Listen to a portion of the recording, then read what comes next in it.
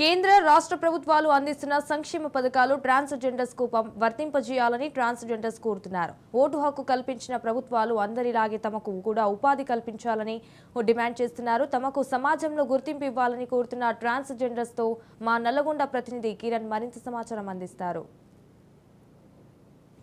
Parliament ఎన్నికల్లో భాగంగా కొద్దిసేపటి క్రితమే పోలింగ్ అయితే ప్రారంభమైంది. పోలింగ్ కేంద్రాల వద్దకైతే భారీగా జనం చేరుకొని తమ యొక్క ఓటు హక్కును వినియోగించుకున్నారు. ప్రస్తుతం మనం నల్గొండలోని బోయవాడ పోలింగ్ స్టేషన్ వద్ద ఉన్నాము. ఇక్కడికి ఉదయం నుంచే ఓటర్లు భారీ సంఖ్యలో వస్తున్నారు.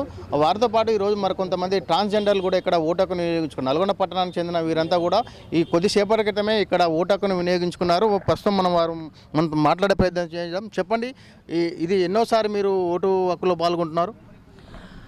సార్, నా పేరు వచ్చేసరికి నందిని, నల్గొండ ట్రాన్స్జెండర్ లీడర్ని. నేను నల్గొండ టౌన్లోనే ఉంటాను. అయితే నేను గతంలో 5-6 సార్లు నేను పాల్గొన్నాను. కానీ నాతో పాటు మీ పిల్లలందరూ కూడా పోయినసారి ఎమ్మెల్యే ఓట్లప్పుడే ఫస్ట్, ఇది సెకండ్ టైం ఓటు వేయడం జరుగుతుంది. ప్రతి ఒక్కరు కూడా ఓటు వినియోగించుకోవాలి. మా ట్రాన్స్ కమ్యూనిటీ మేమందరం కూడా 100% ఓటు వేయడానికి ముందుకు వచ్చాము. స్త్రీ పురుషులు కూడా ప్రతి ఒక్కరు ఒక్కరు మిస్ అవ్వకుండా ప్రతి ఒక్కరు ఓటు వినియోగించుకోవాలి. ఓటు ఎందుకు వినియోగించుకోవాలంటే ఒక మంచి నాయకుని ఎంచుకోవడంలో ఈ ఓటు అనేది యూజ్ అవుతుంది. కాబట్టి ఎవరు కూడా మిస్ అవ్వకుండా ప్రతి ఒక్కరు ఓటు వేయండి. మా గవర్నమెంట్ తరఫున ఏ పథకాలు, మాకు ఏ రిజర్వేషన్స్ ఏం లేకపోయినా కానీ, మాకు ఓన్లీ ఓటు హక్కు ఉన్నా మాకు ఏం ఉపయోగం లేకపోయినా కానీ ఓటు అనేది కన్ఫర్మ్ వేయాలి, ఓటు విలువైనది అని చెప్పేసి మేము ముందుకు వచ్చి ఓటు వేయడం జరిగింది. అయితే మీరు ప్రభుత్వం నుంచి ఏం ఆశిస్తున్నారు? ఇప్పుడు అందరు కూడా అన్ని సంక్షేమ పథకాలు అందుతున్నాయి. మీరు ప్రధానంగా ప్రభుత్వాన్ని ఏం డిమాండ్ చేయబోతున్నారు? మాకు ప్రభుత్వం దగ్గర నుంచి ఏ సంక్షేమ పథకాలు మాకు అమలుకు లేదు ఇంతవరకు. మాకు రేషన్ కార్డు చూసుకోండి, ఆరోగ్యశ్రీ చూసుకోండి, పింఛన్ చూసుకోండి, చదువుకున్నటువంటి రిజర్వేషన్స్, మేము చదువుకున్న వాళ్ళం చాలామంది ఉన్నాము. మేమందరం కూడా గౌరవప్రదంగా బ్రతకాలనే కోరిక మా అందరిలో ఉంది. మేము అడుకోవటం, భిక్షాటన చేయటం అనేది మా ఖుషి కాదు, అది ఒక వృత్తి కాదు. మేము ఏ సోర్సెస్, ఏ వర్క్ లేకపోతే మేము ఆ పని చేస్తున్నాం. ఎందుకంటే సమాజాన్ని మేము ఇబ్బంది పెట్టకుండా దొంగతనమో ఇంకేమైనా చేసి బతకట్లేమో అడుకొని బతుకుతున్నాం. ఎందుకంటే మాకు గవర్నమెంట్ సపోర్ట్ లేదు.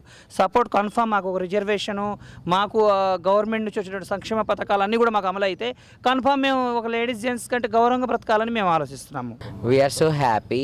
ఎందుకంటే ఓటు అనేది మానవ సమాజంలో ప్రతి ఒక్కళ్ళ సర్వ హక్కు. ఓటు ఉన్న వాళ్ళు ప్రతి ఒక్కరు కూడా ఓటుని వినియోగించుకోవాలి. మేము ఇది ఒక పండగలాగా పొద్దున్నే లెగిచి మంచిగా హ్యాపీగా అందరం కలిసి వచ్చి ఓటుని వినియోగించుకుంటున్నాం. We are so happy. ఇక్కడ మరికొంతమంది ఉన్నారు. చెప్పండి అమ్మా, మీరు ప్రధానంగా ఈ యొక్క ప్రభుత్వాన్ని ఏం డిమాండ్ చేయబోతున్నారు? మీకు అన్ని సౌకర్యాలు ప్రభుత్వం అనుకున్న విధంగా కల్పిస్తుందా? మీరు ఏ డిమాండ్, ఇప్పుడు పింఛన్లు కావచ్చు, ఇండ్లు కావచ్చు, అదేవిధంగా వికలాంగులు అయితే వాళ్ళకి వస్తుంది, మీకు ఈ అందరిలో మీకు న్యాయం జరుగుతుందా ఈ ప్రభుత్వాల వల్ల?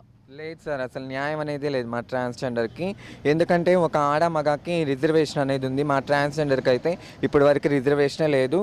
మాకు ఉండడానికి, తినడానికి కానీ, లేకుంటే ఏదైనా జీవనాధారం లేదు. మేము ఇప్పటి వరకు భిక్షాటం చేసుకొని జీవిస్తున్నాం అన్నమాట. సమాజానికి భారంగా, అంటే మేము పడే బాధలు ఎన్నో ఉన్నాయి. మేము ఎన్నోసార్లు ఎంతోమంది రాజకీయాలు కూడా మేము బయట పెట్టాము.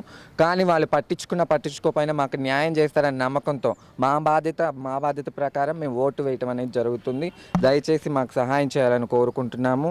మాకు పింఛన్లు కానీ, మాకు ఉండటానికి డబుల్ బెడ్రూమ్ కానీ, మంచిగా ఉద్యోగ వసతులు, లేకుంటే ఏదైనా మా కోసం, మా ట్రాన్స్ కోసం ఏదైనా మంచి చేయాలని మేము కోరుకుంటున్నాం సార్. అయితే ఇక్కడ ఉన్నటువంటి ట్రాన్స్జెండర్ అందరూ కూడా ఒకటే కోరుతున్నారు, తాము సమాజంలో కీలక పాత్రలో ఉన్నామని. అందరిలాగే మాకు కూడా ఇచ్చినటువంటి పింఛన్ కావచ్చు, ఆసరా పెన్షన్లు కావచ్చు, అన్ని సంక్షేమ పథకాలు కూడా మమ్మల్ని భాగస్వామ్యం చేయాలని, మమ్మల్ని భాగస్వామ్యం చేసి ప్రభుత్వం మాకు న్యాయం చేయాలని కూడా ఇక్కడ ఉన్నటువంటి ట్రాన్స్జెండర్ అందరూ కూడా కోరుతున్నారు. మొత్తానికైతే ఉమ్మడి నల్గొండ జిల్లా వ్యాప్తంగా నల్గొండతో పాటు భువనగిరి పార్లమెంటు పరిధిలో ఉన్నటువంటి అన్ని పార్లమెంటు నియోజకవర్గాల్లో కూడా పోలింగ్ శాతం అయితే కొద్దిమేర ఇప్పటికే పెరిగింది. అదేవిధంగా కొన్ని చోట్ల ఈవీఎం మిషన్లు పనిచేయక అక్కడక్కడ ఆగిన సంఘటనలు కూడా ఉన్నాయి.